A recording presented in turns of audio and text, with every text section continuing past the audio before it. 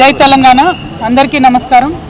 ఇవాళ నిమ్స్ హాస్పిటల్లో మరి నిజామాబాద్కి సంబంధించినటువంటి ఎక్సైజ్ కానిస్టేబుల్ గారు సౌమ్య గారిని చాలా దారుణంగా స్మగ్లర్స్ గంజాయి స్మగ్లింగ్ చేసే ముఠా నిజామాబాద్ నడి పట్టణంలో దారుణంగా కారుతో గుద్ది యాక్సిడెంట్ చేసి మళ్ళీ కార్ రివర్స్ చేసేటప్పుడు కూడా అమ్మాయి శరీరం మీద నుంచి కార్ రివర్స్ చేసుకొని వెళ్ళిపోవడంతో చాలా క్రిటికల్ కండిషన్లో ఇవాళ అమ్మాయి ఇక్కడ నిమ్స్ హాస్పిటల్లో చేరి ఉన్నటువంటి సందర్భాన్ని మనం గమనిస్తూ ఉన్నాం. నిన్న నిజామాబాద్లో కూడా ప్రైవేట్ వైద్యశాలలో మంచి వైద్యం అందించే ప్రయత్నం చేసి ఇక్కడికి తీసుకురావడం జరిగింది. ఇక్కడికి వచ్చిన తర్వాత నిమ్స్లో కొద్దిగా ఇంప్రూవ్మెంట్ ఉంది. కాకపోతే ఈ ఘటన ఎంత బాధాకరం అంటే ఎక్సైజ్ పోలీసులు అంటే గంజాయి మాఫియాకి డ్రగ్స్ మాఫియాకి ఏమాత్రం కూడా భయం లేదు అని చెప్పడానికి ఇది ఒక పెద్ద నిదర్శనం. మరి ఈ ప్రభుత్వం అధికారంలోకి వచ్చినప్పుడు డ్రగ్స్ ఫ్రీ సమాజంగా చేస్తామని చెప్పారు. కానీ ఇప్పుడు ఎట్లయిపోయిందంటే ఫ్రీగా డ్రగ్స్ పంచుతున్న లెవెల్లో ప్రతి గ్రామంలో డ్రగ్స్ మోపైనాయి, ప్రతి గ్రామంలో గంజాయి మోపైంది, ప్రతి గ్రామంలో యువకులు చిన్నపిల్లలు మరి చాలా దారుణంగా స్కూళ్ళల్లో కూడా అందుబాటులోకి తీసుకొచ్చే పరిస్థితి వచ్చింది.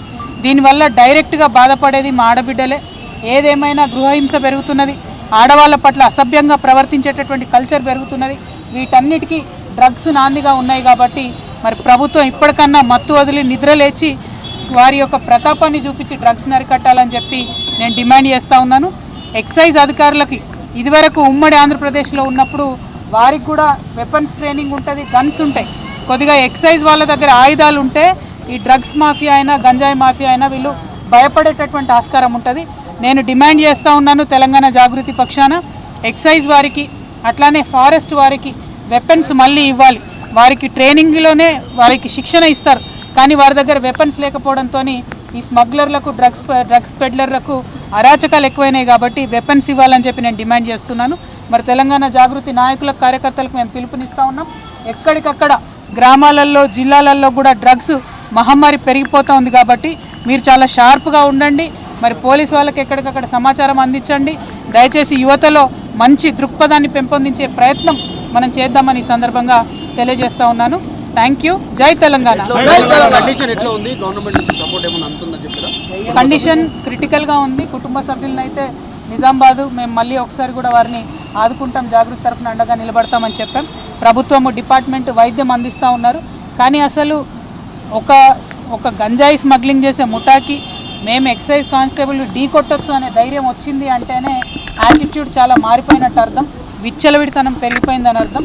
దాన్ని ఖచ్చితంగా తగ్గించాలి, లేకపోతే సమాజంలో అందరికీ కూడా నష్టం జరిగే పరిస్థితి వస్తుందని నేను భావిస్తూ ఉన్నాను. మేడం సంతోష్ రావు గారికి సిట్ నోటీసులు ఇచ్చింది ఈరోజు 3 గంటలకు రమ్మని. దాని మీద ఇవాళ బీఆర్ఎస్ పార్టీ అదేవిధంగా బీఆర్ఎస్ పార్టీ అధ్యక్షులు గౌరవనీయులు ఉద్యమ నాయకులు ఉద్యమకారులకు దూరమైనరంటే, పేద ప్రజలకు దూరమైనరంటే, అమరవీరుల కుటుంబాలకు దూరమైనరంటే, పెద్ద పెద్ద నాయకులు గద్దర్ గారు లాంటి వాళ్ళు గేట్ బయట ఉండే పరిస్థితి వచ్చిందంటే, ఈటెల రాజేందర్ గారు లాంటి వాళ్ళు పార్టీ వీడే పరిస్థితి వచ్చిందంటే, ఈ అన్ని దుర్మార్గాలకు కూడా సెంటర్ పాయింట్ మొదటి దయ్యం ఈ సంతోష్ రావు అనేటటువంటి వ్యక్తి.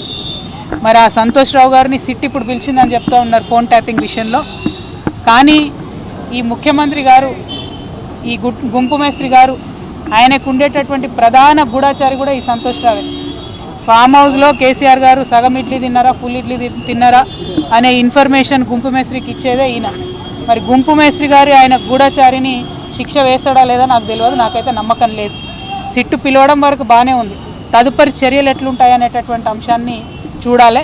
అదేవిధంగా మరి బీఆర్ఎస్ పార్టీ కార్యకర్తల నాయకులు కూడా గమనించుకోవాలి. ఇటువంటి దుర్మార్గుడికి హరీష్ రావు గారు కేటీఆర్ గారు ట్వీట్స్ చేపెట్టి వత్తాసు పలకడం ఎందుకో అర్థమైతలేదు నాకు.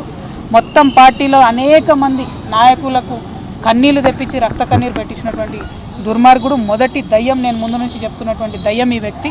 మరి ఈ వ్యక్తి ఇవాళ వచ్చిండంటే చట్టం కరెక్ట్గా తన పని చేస్తే శిక్ష ఖచ్చితంగా పడుతుంది. కానీ గుంపు మేస్త్రి గారు ఈ గూఢాచారిని కాపాడుకుంటాడని చెప్పి నేను అనుకుంటా ఉన్నాను. మరి అటువంటి పరిస్థితి రాకుండా పోలీస్ డిపార్ట్మెంట్ వాళ్ళు పక్కడబందీగా మీ పని మీరు రాజకీయాలకు అతీతంగా చేయాలని కూడా డిమాండ్ చేస్తాం. టానిక్ విషయంలో కానీ గతంలో ఆయన మీద వచ్చిన అవినీతి ఆరోపణల పైన కూడా ముఖ్యమంత్రి చర్యలు తీసుకోలేకపోయిండు, ఇంటర్నల్ ములాఖాత్ అయిపోయిందని మీరు గతంలో ఆరోపించారు. ఇంత చెప్తా ఉన్నారు, మరి కేసీఆర్కి తెలియదా? కేసీఆర్ పక్కనే ఉంటున్నారు కదా సంతోష్ రావు గారు. నేనేమంటున్నా అంటే ఒక్కొక్కసారి మన నీడను కూడా మనము గుర్తుపించలేనటువంటి పరిస్థితి వస్తుంది. మన చుట్టూ ఉన్నటువంటి వాళ్ళు మన కళ్ళను కప్పేసేటటువంటి పరిస్థితి కూడా ఒక్కొక్కసారి వస్తుంది.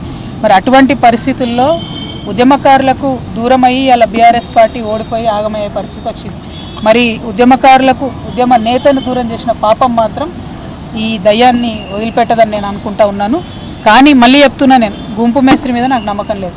గుంపు మేస్త్రి గారి గూఢచారి ఆయన కాపాడుకుంటాడు అనేటటువంటి ఒక భయం అయితే నాకుంది. అందుకే నేను డిపార్ట్మెంట్ వాళ్ళకి అప్పీల్ చేస్తూ ఉన్నాను, పక్కడబందీగా వెనకాల ఏముందో ఇన్వెస్టిగేట్ చేసి తీయండి. Thank you. జై తెలంగాణ. కూడా పిలుస్తుంది అంటారు కవిత గారు, మీరు హాజరవుతారా? అంటే గతంలో మీ ఫోన్లు మీ కుటుంబ సభ్యుల ఫోన్లు కూడా ట్యాప్ అయినటువంటి అనుమానాలు మీరు వ్యక్తం చేశారు. మీకు కూడా సిట్ నోటీసులు ఇస్తుంది అనుకోవచ్చా? చూద్దాం ఏమవుతుందో, నాకే తెలియదు. Thank you. జై తెలంగాణ.